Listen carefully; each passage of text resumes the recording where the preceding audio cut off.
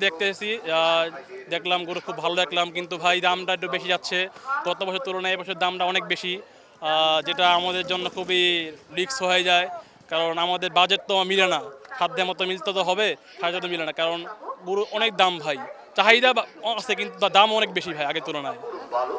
সেটা কিরকম বেশি মানে কত বেশি? যেমন গত বছর আপনার একটা যে গরুটা আমরা কিনছিলাম 1 লাখ বা 25,000 টাকা, 25,000 মানে 85,000 টাকা বা 90,000 টাকা, সেই গরুটা এবার 2 লাখ বা 1,50,000 1.5 লাখ যাচ্ছে। তো এটা আমাদের সাধ্যের জন্য হবে না। তো যারা বড় তাদের জন্য, আমরা তো মিডিয়াম ক্লাস ভাই, আমাদের জন্য তো হবে না ভাই। ওই বিক্রেতাদের ভাষ্য যে তারা হচ্ছে ওই যে গরুর যে খাবার সেগুলোর দাম বেশি এরকম। ভাই ওরা তো বলবেই ভাই, এখন সিন্ডিকেট তো আমাদের দ্বারা হয় না, সিন্ডিকেট তো ওরা করে রাখে।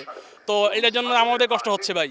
তার কারণ খাবার তো দাম বাড়বে, এর জন্য আমাদের তো ভাই সাথে দিতে হবে। এর তো বেশি দাম তো আমাদের হবে না ভাই, দাম তো খুব বেশি যাচ্ছে ভাই। হ্যাঁ, ছোটো বলতে গরু মানে আপনার কুরবানি 2 দিন আগে আমরা ঘুরতে আসি, গরু দেখে যাই। তারপরে একদিন পরে, যেমন আমরা আগামীকাল গরু কিনবো, আমার আব্বু কালকে গরু কিনবে, আমরা কালকে আসবো এখানে। তাই আসার আগে এমনি দেখে গেলাম ব্যবস্থা কেমন, কি এমন আছে ভাই। আফতাবনগর ভাই, আফতাবনগর আমাদের শৈশবের সবচেয়ে মূল্যবান আফতাবনগর। আফতাবনগর মেরে দিয়া ছোট থেকে আফতাব গরু কিনছে ভাই, কিন্তু আজকে এবার আফতাবনগরে ভাই গরু বসবে না। এটা খুবই কষ্টকর ভাই, অনেক কষ্টকর ভাই মনের মধ্যে। যে আমার বন্ধু আমি ছোটবেলা থেকে আফতাব গরু কিনছি ভাই, কিন্তু এবার আফতাব যেতে পারবো না ভাই। এর থেকে দুঃখ কি আছে বলেন।